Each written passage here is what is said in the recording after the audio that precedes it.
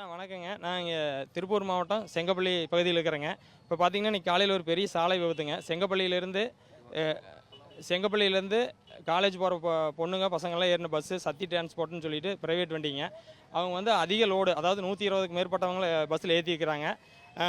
Bus வேகமாக வந்திருக்குது. அதாவது செங்கப்பள்ளி பைபாஸ் சாலையில் பார்த்தீங்கன்னா எந்த போக்குவரத்துக்கு இடையூறு இல்லாத ஒரு பகுதியில் அதிவேகமாக வந்து முன்னாடி போன பஸ்ஸை முந்தரக்கு போகும்போது ஓவர்டேக் எடுத்து கீழே பஸ் வந்து அப்சைட் ஆனதில் கல்லூரி மாணவர்கள் 3 பேர் உயிரிழந்திருக்கிறாங்க சம்பவ இடத்துலையே. அதுபோக நிறைய பேருக்கு கை கால் பலத்தடிங்க. எல்லாத்துக்குமே கிட்டத்தட்ட பஸ்ஸில் இருந்தவங்க ஒரு 100 பேருக்கு மேலே ரொம்ப அதிகமாக பாதிக்கப்பட்டுருக்காங்க. நிறைய பேருக்கு முகத்தில் சிதைஞ்சிருக்குது. கை கால் அடி, கை முறிஞ்சது, கால் முறிஞ்சது நிறையா இருக்குது. இதுக்கு காரணம் என்னென்னு பார்த்தீங்கன்னா தனியார் வாகனத்தில் அதிக காலையில் 8:30 மணிக்கு நடந்தது.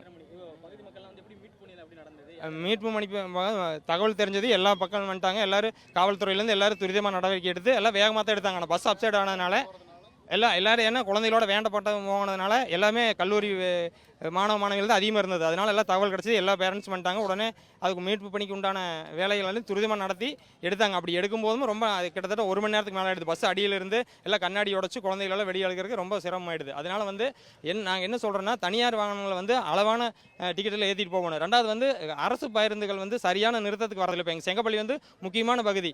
தெற்க பார்த்தீங்கன்னா ஊத்துக்குளியிலேருந்து வர ஜங்ஷன், குன்னத்தூர் கோபிலேருந்து வர ஜங்ஷன், கோயம்புத்தூர் சேலத்துக்கு சென்றான ஊர் செங்கப்பள்ளிக்கு வந்து அதிகமாக வந்து அரசு பேருந்துகள் வர்றதில்லை. வந்தாலும் நிற்கிறதில்ல. மக்கள் வந்து பொதுமக்கள் சிரமப்படுறாங்க. காலை நேரத்தில் கல்லூரி மாணவர்கள் ரொம்ப அதிகப்படுறாங்க. இது நீண்ட நாள் கோரிக்கை எங்கிட்ட சொல்லிகிட்டே தான் இருக்கிறாங்க.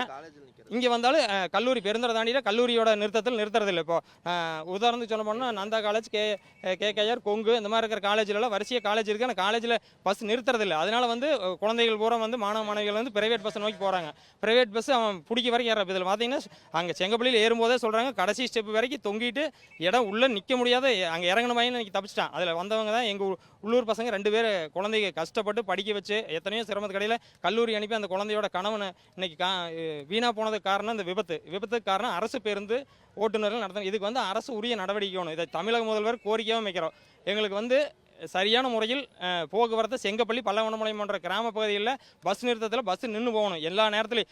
இதே மாதிரி தானுங்க. நான் நிறைய டைம் நானே அனுபவப்பட்டுக்கிறேன். குழந்தைகளோட வரும்போது செங்கப்பள்ளியில் போய் கோயம்புத்தூர் பஸ் ஏறன்னு செங்கப்பள்ளியில் கேட்டால் செங்கப்பள்ளி பஸ் நிறுத்தாது வராதுன்னு சொல்கிறாங்க, ஏற வேண்டாம்னு சொல்கிறாங்க. அதில் வந்து அதாவது அரசு பேருந்து நடத்துனரும் ஓட்டுநருமே என்னமோ பிளைட் ஏரோப்ளைன் ஓட்டுற மாதிரி தான் நினைக்கிறாங்க. ஏரிக்கு வந்தால் கோயம்புத்தூர் எடுத்தால் ஈரோடு தான் நிறுத்தணும், கோயம்புத்தூர் எடுத்தால் சேலம் தான் நிறுத்தணும். இடையில இருக்கிறவங்களாம் மக்களாட்டே தெரியறதில்லை. இது பல முறை நாங்கள் அனுபவப்பட்டு நிறைய போராட்டங்கள் நடத்தி ஹைகோர்ட்டில் கேஸ் போட்டு உத்தரவு கூட வாங்கி வச்சுக்கிறோம். அனைத்து பேருந்துகளும் செங்கப்பள்ளி பல்லவனமலை போன்ற பேருந்து நிறுத்தங்கள் வர வேண்டும் சொல்லி அனைத்து இதுவும் வாங்கி வச்சுக்கணும். பஸ் வரதில்லைங்க. இதை இப்போ பஸ் வந்து சரியான முறையில் அரசு பேருந்து கீழே வந்திருந்தா கல்லூரி பேருந்துகள் நிறுத்தியிருந்தால் இத்தனை குழந்தைகள் ஏற மாட்டாங்க. இந்த குழந்தைகளோட உயிரிழப்புக்கு முழு காரணம் அரசு பேருந்து ஓட்டுநர்கள் நடத்துனர்கள் தான்.